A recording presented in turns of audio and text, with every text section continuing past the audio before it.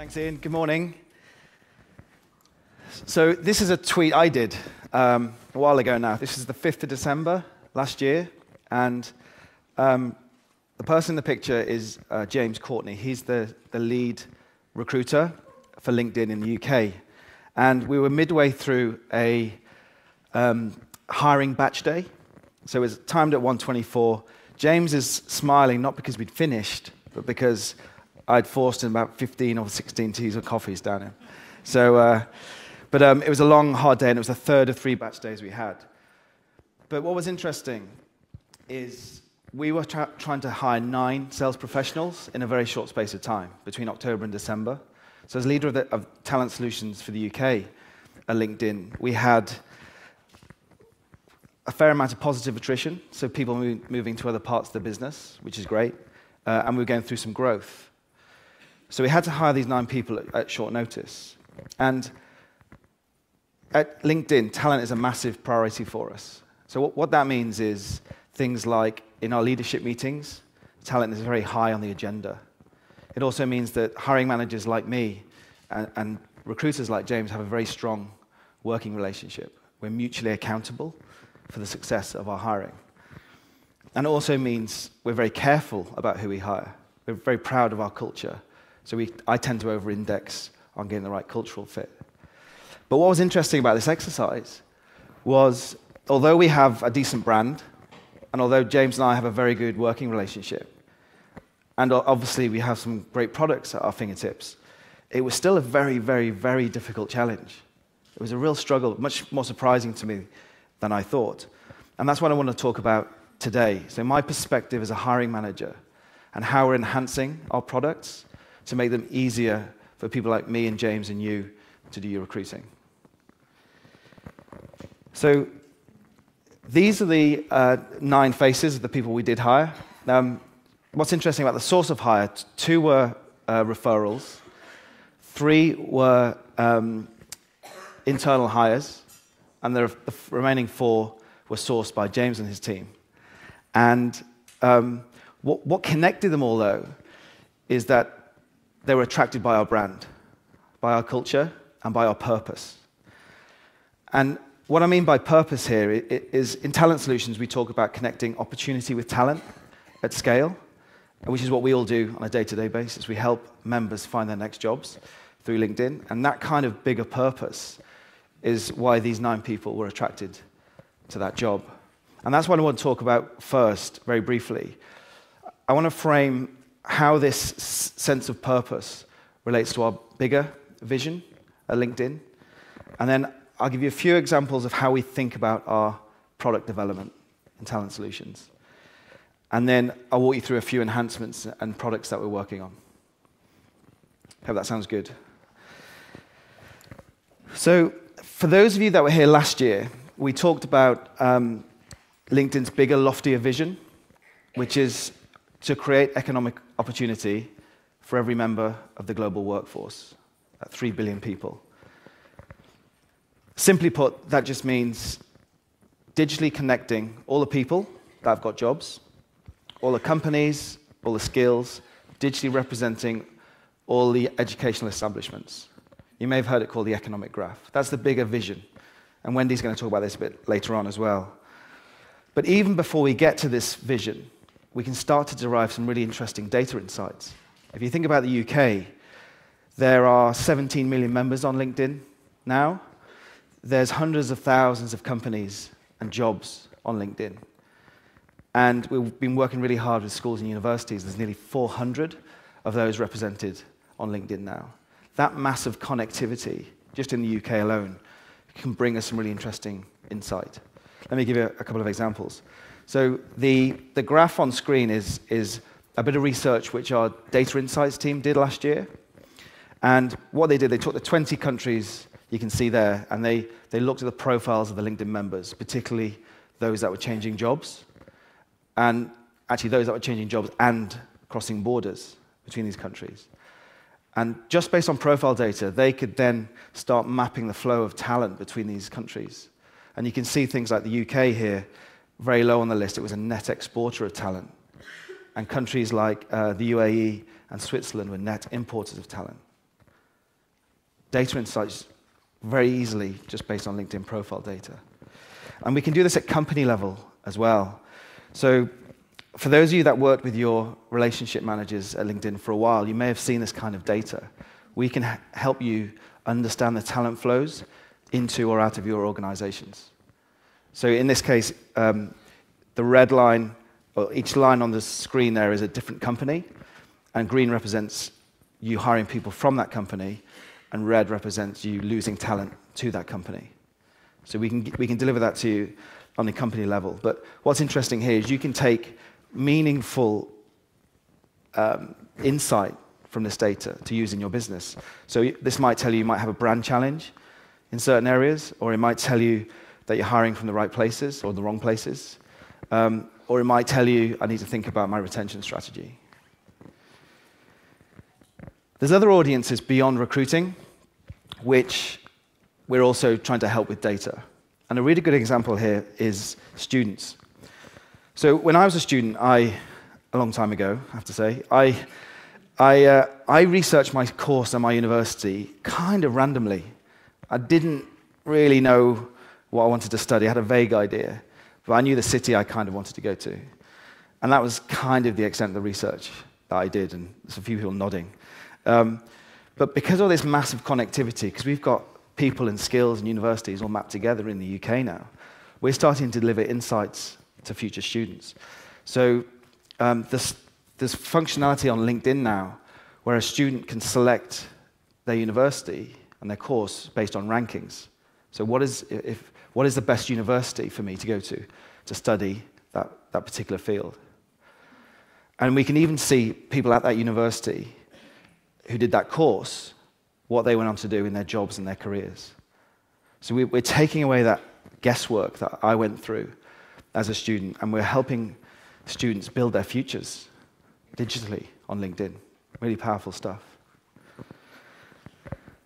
And then we can use data to tell us stuff about things we already know, to help back things up. And if we all know the UK runs on tea, and anyone who knows me, you've seen it from that photo, I like lots of cups of tea. In fact, it's part of our culture. You can't make a cup of tea in my team without making it for the whole team of 40, which it takes a while. So I looked at in the UK, there's 150,000 people who work in food and beverage, and you'll be pleased to know that there's a healthy population of 600 people who have skills related to tea. So tea visionaries, tea buyers, tassiologists. I thought that was something to do with the drawstrings. It's the study of tea leaf reading, apparently. So anyway, I'm going off topic slightly. So what's the point of all this data? If we can start using this data more and more meaningfully, we can start to enhance and deliver products which are game-changing. If you think about LinkedIn Recruiter 5 years ago, just because you and I were putting our profiles online, our professional profiles, we could, and because we enabled the search, we suddenly had this huge pool of passive candidates that were never available before. Really game-changing stuff. If we can keep enhancing our products, we can make them game-changing again. So let me talk about the product now. So how we think about products, the product development in talent solutions. Well, I'm going to break it into some four categories or four components. And often companies treat these four things in isolation. But I want to show you how companies are thinking about these four things, enabling these four things at the same time. So let me run through them with you. First, it's recruiters. And of course, I've talked about data already, but data-driven recruitment is what we're all starting to do now. But what about using data to have other people in our organizations become more involved in the hiring process? If we can make products which enable that. And Andy Hill, who's the Global Talent Director for Sage, he's going to talk about how he's done a really good job at engaging other people in his business. Quite a few people in his business, in fact. The second component of this talent network is employees. So we all know employees can be great referrers of talent. So I had 2 out of the 9 that were referred. We also know employees can be great internal hires. And we actually launched a product last year, incidentally, which enables your jobs to be delivered in front of your own employees through LinkedIn to help enable that internal mobility. And of course, employees can be great brand ambassadors for you. And Harrods, who are here today, Nicole and Don are going to talk about how they've used their employees to help spread their brand. The third piece is candidates. So I've talked about passive candidates already. And of course, there's active candidates. But what about that gray area in the middle? There's people who are semi-active or semi-passive, or whatever we call them. We're thinking about how we can engage those people who are kind of interested. And I'll talk a little bit about that later on. And then the biggest piece here, which kind of combines all these together, and in fact, this is probably the most important one, which the companies that we're working with now, who are nailing this the most, are thinking about talent brand first. Because your talent brand is what you're saying as a recruiter. It's built from what your candidates are saying and what your employees are saying. So we'll touch on talent brand today as well. So I'm going to give you now some examples of what LinkedIn are doing with some enhancements and with some new products. So with recruitment, on screen here is we call it a talent pool report. So this is an off-the-shelf report on a particular talent pool that LinkedIn has produced based on LinkedIn profile data. So this one is sales professionals in the UK, so the one relevant to me as a hiring manager. And so James could deliver this to me, and straight away I could get insight about the talent pool I was looking at.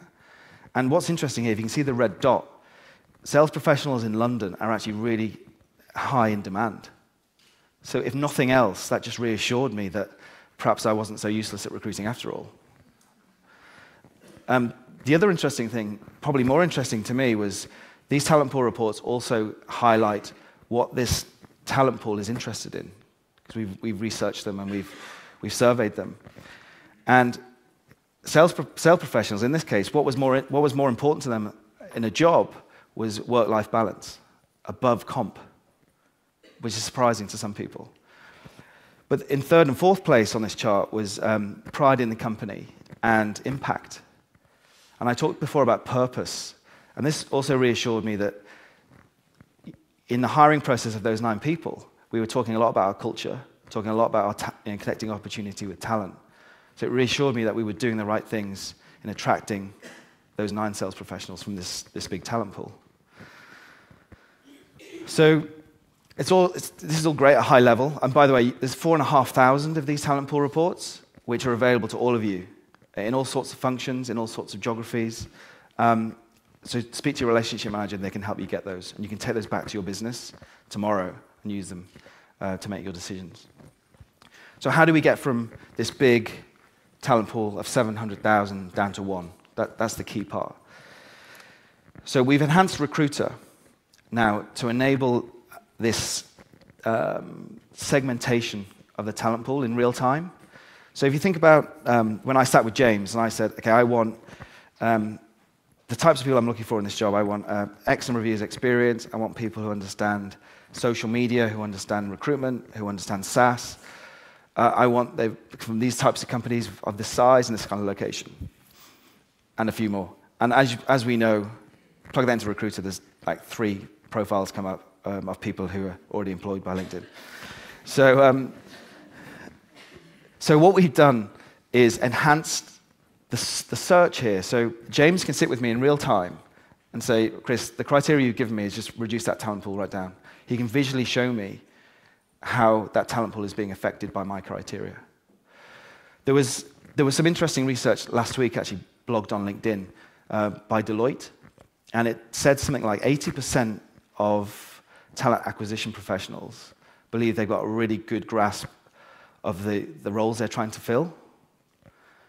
But 60% of hiring managers disagreed. So with me and James, that's not true. But how to bridge that gap is data. So in those kind of situations where there's this big disconnect between what I want as a hiring manager and what you're trying to find as a recruiter, you can bridge that with this kind of technology which starts to segment this talent pool in real time. The other thing we're doing here is adding another layer of intelligence to the search. So right now, search results are kind of based on keywords and so forth. We're adding an extra layer in here, which is where you see these circles starting to merge, because we're starting to look at your current employees and see how they can affect the search results. So, for example, we can look at the types of education your current employees have in certain functions, which companies they came from, that kind of thing. And adding that extra layer in will perhaps unearth profiles of people who technically might have a higher propensity to want to work for your company, or even a higher propensity to be a fit for your company. That's even more interesting to me, because it may unearth people who we'd never have found before with this data. So let's now talk about employees. So we all know that employees can be great referrers of talent, up to 33% in some cases. And so 2 of my 9 were referrals. And there's one interesting case there. I've got a colleague called Greg, and he'd made a referral before for a different role. And it didn't happen, so for various reasons. And Greg was kind of reluctant to make any more referrals. And only by chance, me and Greg were actually out for a run, and we were just chatting about what's going on at work. And it surfaced that he had a candidate who could fit one of the roles that I had. And because of his reluctance, I agreed to meet this candidate for another coffee before he went in through the recruitment process. And it was a good meeting, and he obviously turned into a hire. But the key thing is that he still relied on chance. So our office has only got 200 people in it, and it was still relied on that chance encounter where me and Greg happened to talk about this candidate. So what we're thinking about properly now is how we can start to automate this referral process. So think of Greg at work looking at LinkedIn, looking at his feed, or on his mobile. And my job that I've posted in his office, matching automatically to the people in his network who are a fit for that job. So not just the automation, but at scale. So think of the 200 people I have in my office. If all that matching is happening automatically with those 200, think about how powerful that referral system could be. And for those of you that we worked with for a while, we did try this a while ago, but we're taking another look at it. We're spending a lot more time and effort this time. We're including our customers in the development of this product. And we've even made an acquisition to give us a leg up to make this a reality sooner rather than later. Next, I want to talk about candidates. So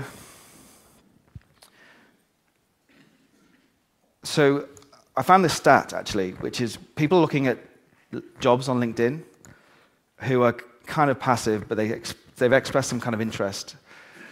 90% of the time, it's not captured. If they don't apply, it's not captured. And there's lots of reasons for this. It could be that they're just not ready to apply. They need more information, or they're still firmly happy where they are. Or it could be they did click apply and they got stuck or lost in an ATS. Or perhaps they were on their mobile and that job wasn't optimized for mobile. And incidentally, in the UK now, more than half of page views of LinkedIn are done via mobile.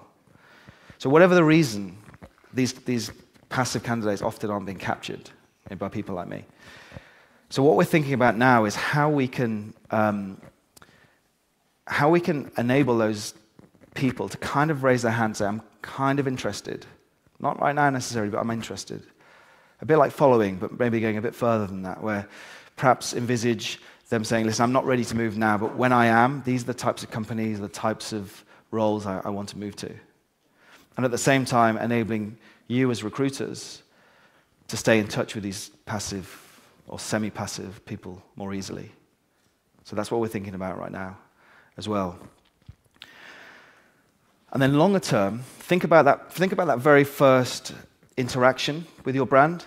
They may have seen an ad, they may have viewed a job, they may have connected to one of your employees to the point where they become active. We're thinking about how we can automate those steps in the process, perhaps delivering different messaging to these candidates as they move along that journey. In some respects, nurturing those candidates from passive to active. And that's something we're trying to do longer term. So, last piece here is on talent brand. And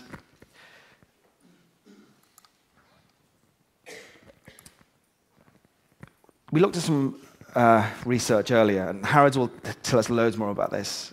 But if your business wants to work in the social economy, you've got to engage your assets socially. So that's your company, your execs, your employees.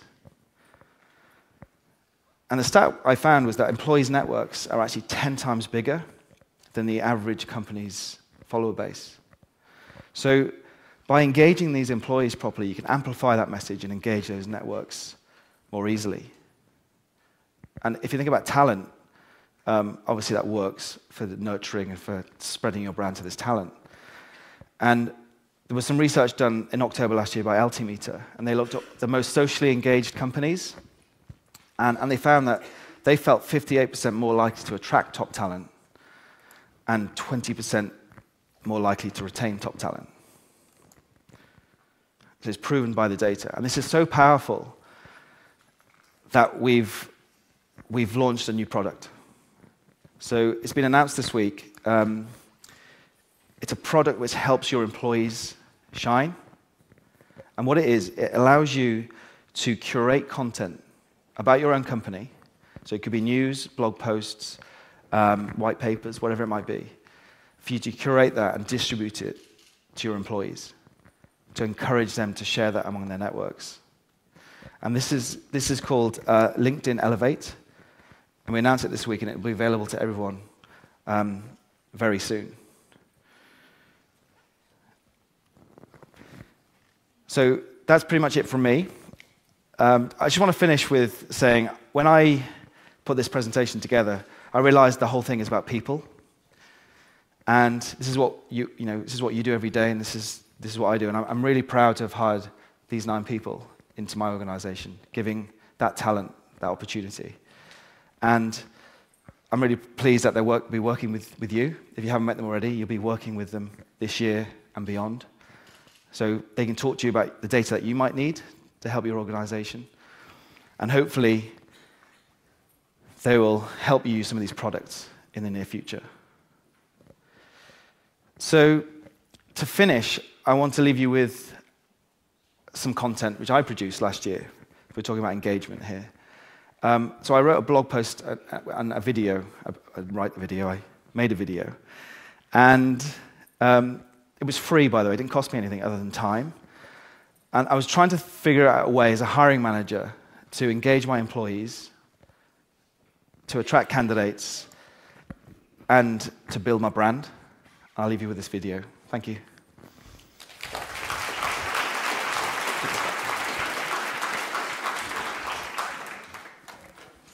Hi, my name's Chris. I work here at the LinkedIn offices in London. My job is to lead a team of sales professionals, and I'm often asked what it's like to work here. So I thought I would ask those in the team that already do. But in order to get their most real and authentic answers, I surprise them with the question while they're going about their day-to-day business. So what you're going to see now is all unscripted, unplanned, and unrehearsed. What's the best thing about working at LinkedIn? Really cool, amazing people, and loads of different people every day. So what's the best thing about working at LinkedIn? The people. Probably the team, I'd say. My team? Is this a trick question? The culture, the people, fun that we all have together, the work that we do. It's brilliant. Phil, what's the best thing about working at LinkedIn London? Working at LinkedIn London is the people. Free food. And Great minds. what's the best thing about working at LinkedIn? Jody. The people, like me. The bands are the people. Not the food. Free massages, gym classes, Cups of tea. cups of tea, courtesy of UKRM. What's the best thing? Everything that you can see around me, all the people here. It's being yourself. Balance, health, and well-being. New joiner-ish. What's the best thing so far? Andy. Building a story around all of our data. And the gym. And Rebecca. Suki, what's the best thing about working at LinkedIn? Working out with all of my colleagues In the gym. in the gym. Look at that. The bib hours. What's the best thing about working at LinkedIn, Chris? You putting cameras in my face while I'm eating a country. What's the best thing about working at LinkedIn London? Me. Golf in the office, free lunches, free ice creams, and a beer wheelbarrow on Friday. Plus, you get your own scooter to mope around the office from floor to floor. Give me a blue steel. How was that? Sorry. I think I lost. Sorry.